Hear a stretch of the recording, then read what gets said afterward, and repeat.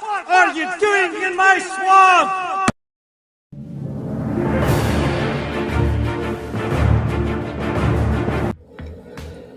Hello everybody, this is Overboy, and I'm going to be doing my review for the 2011 movie X-Men First Class.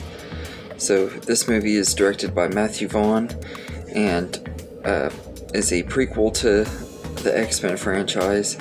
And in this movie we see how Charles Xavier and Eric Lyncher become best friends, and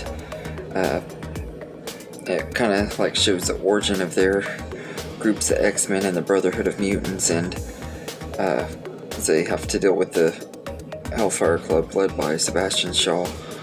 And as the movie progresses, it shows like how good of friends Eric and Charles become and everything, and it kind of gets tragic towards the end of it, because you know by the end of it they're going to be divided and go their own separate ways, and they of course have to.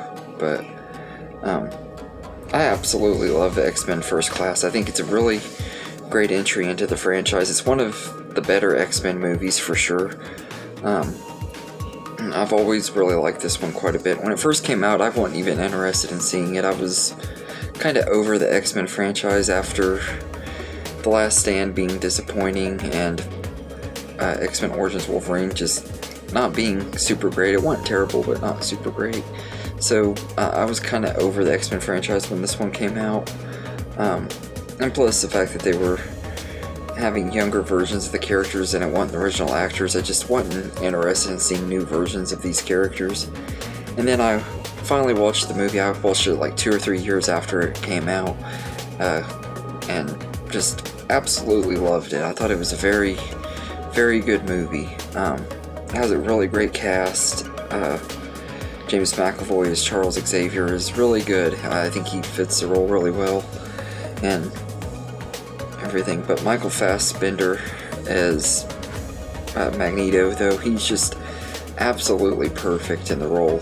I actually think I do like him a little bit more than I do Ian McKellen, and Ian McKellen did a great job playing the character too. He was the Magneto of my childhood, but Michael Fassbender, there's just something about him. He does such a great job playing the character in this movie. He gets it down perfectly. Yeah, I love him in this. Now, I like the rest of the cast too. Jennifer Lawrence's Mystique is pretty good. She doesn't have a lot to do, but she's a lot better written in this movie than she was in... Mystique is a lot better in this one than the original trilogy. But I think she was fine and everything for this movie. And then you have all these different X-Men characters that are kind of part of the team. You got Beast, played by Nicholas Hoult. He does a really great job playing him. I think he's pretty good in here. He gets better stuff to do in the next movie, though, if I remember right. I haven't seen Days of Future Past in forever, so I'm looking forward to revisiting that one too. But I liked him, and Banshee was pretty cool. Darwin was pretty cool. It's weird seeing him, though. Every time I see him, I think of Laurent from Twilight, because he's played by the same actor, but he's pretty good in here. And Lucas Till as Havoc is pretty good too.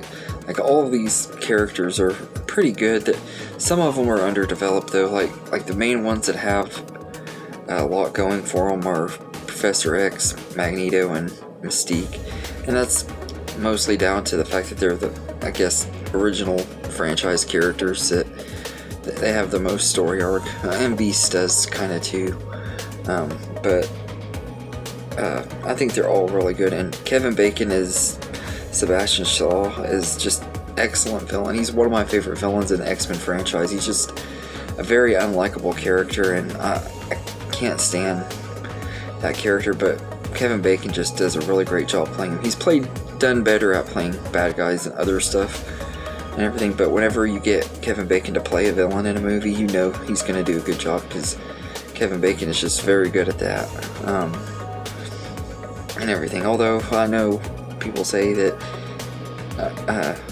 should play Freddy Krueger because Robert Englund wants to play Freddy Krueger. I don't know that that would work because nobody really likes burnt bacon. But anyway, I had to make that little joke. But yeah, all of the cast in here are great for the most part. I really liked them. There were some characters I never was really that big of a fan of. As Emma Frost, played by January Jones, I felt her performance was just really flat. Like she wasn't really even into playing the character.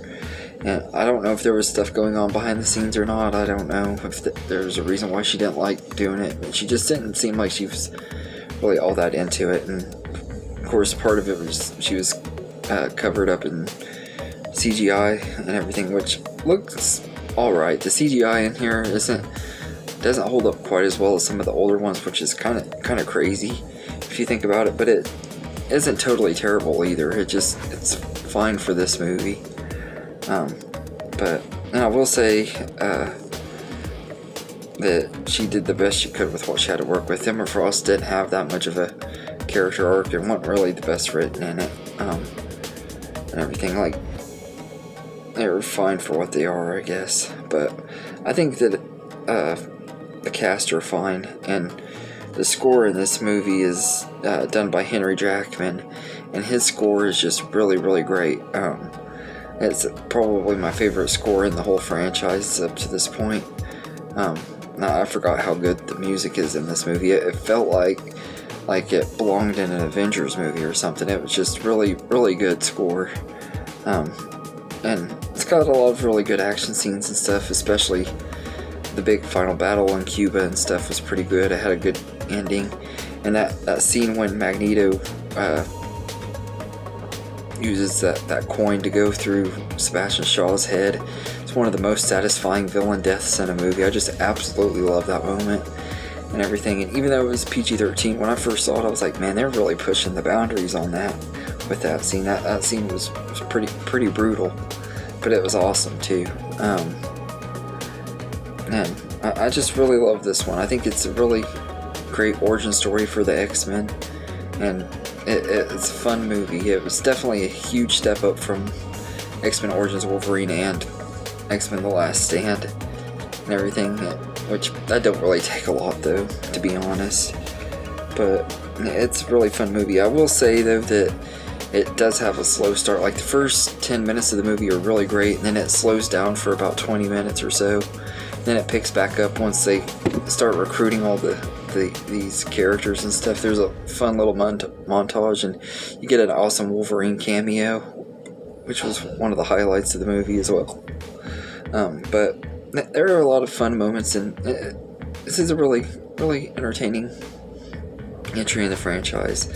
I will say it's not one that I like rewatching as much. As much as I love it, I think it's not quite as rewatchable as some of the other movies, especially like the first two X-Men movies. I think they're a lot more rewatchable, but it's still a lot of fun to watch, and I enjoyed this one quite a bit. So I'd say I'd give X-Men First Class an 8.5 out of 10. It's a really entertaining movie. Not the best in the franchise, but far from the worst.